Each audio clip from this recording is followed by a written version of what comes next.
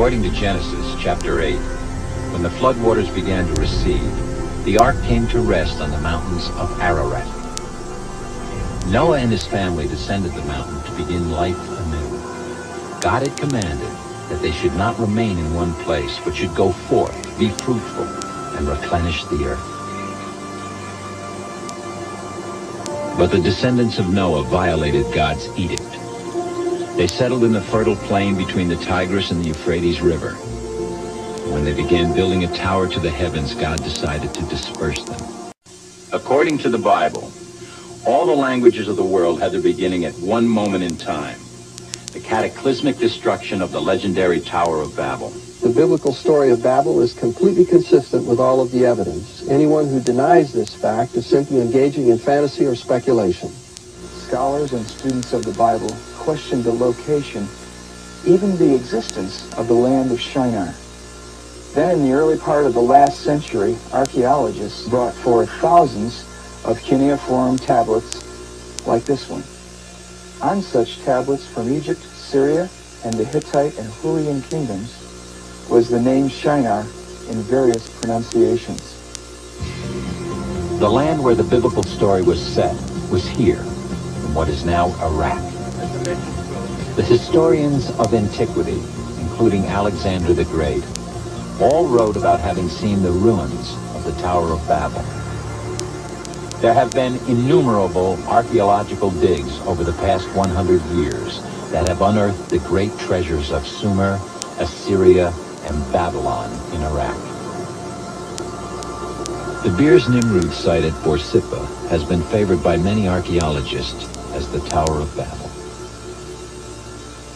The Ziggurat of Ur and the ruins of Entemenaki near Babylon are even more favored. Is one of these sites the possible location for the Tower of Babel? The strongest body of archaeological evidence, combined with the biblical account, favors the location of Temenanki, which is in the country of Iraq, in the city of Babylon, 50 miles south of Baghdad. This site was recently featured in a Reader's Digest reference book as the probable site for the location of the Tower of Babel. Today, in the city of Babylon, a model of this tower is featured in the Nebuchadnezzar Museum. Not only was there a real Tower of Babel in the past, the tower and the city that bore its name is being rebuilt today by the world's most dangerous dictator. Not only was there a real Tower of Babel in the past, the tower and the city that bore its name is being rebuilt today by the world's most dangerous dictator.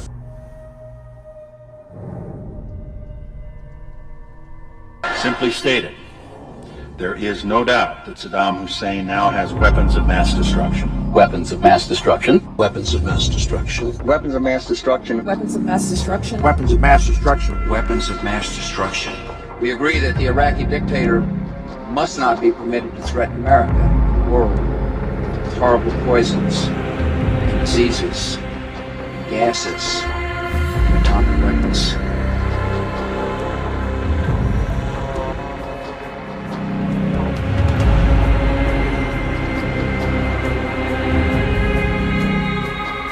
Evidence from intelligence sources, secret communications, and statements by people now in custody reveal that Saddam Hussein aids and protects terrorists, including members of Al-Qaeda.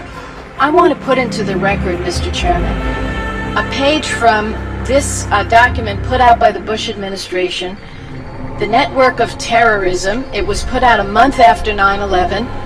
A page that says countries where Al-Qaeda or affiliated groups have operated.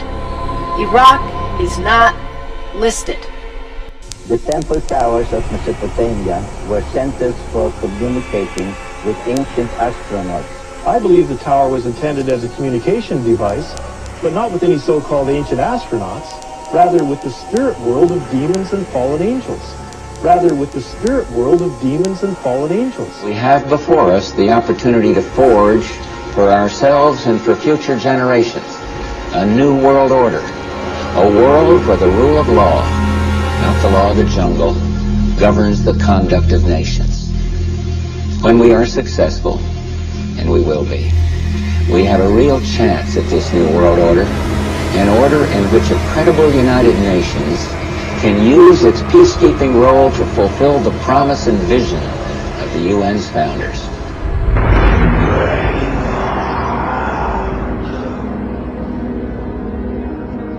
We can exclusively reveal that George Bush Sr.'s occult name is Magog, which is the name of the evil army commanded by Satan to visit Earth and destroy the kingdom of Christ.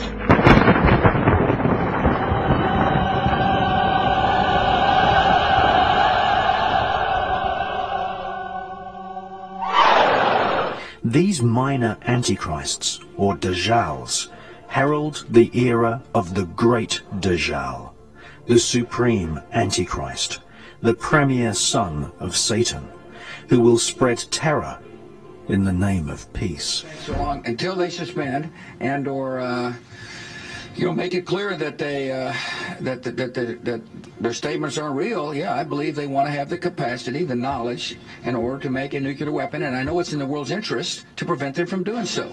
I believe that the Iranian, if Iran had a nuclear weapon, it would be a dangerous threat to world peace. We got a leader in Iran who has announced that he wants to destroy Israel. So I've told people that if you're interested in avoiding World War III, it seems like you ought to be interested in preventing them from having the knowledge necessary to make a nuclear weapon.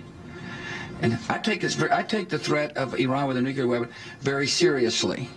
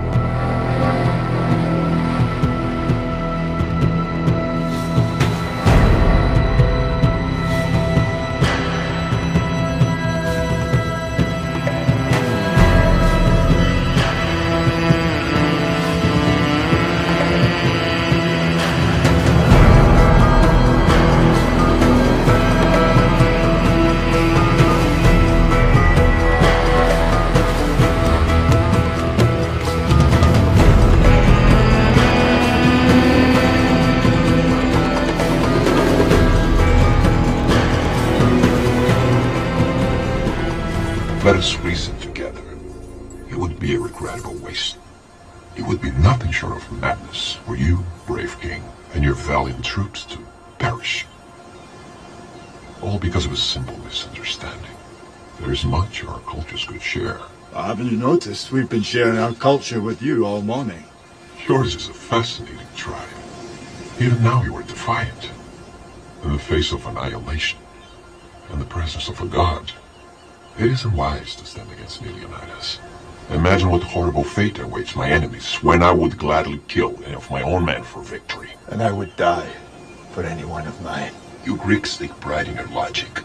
I suggest you employ it. Consider the beautiful land you so vigorously defend.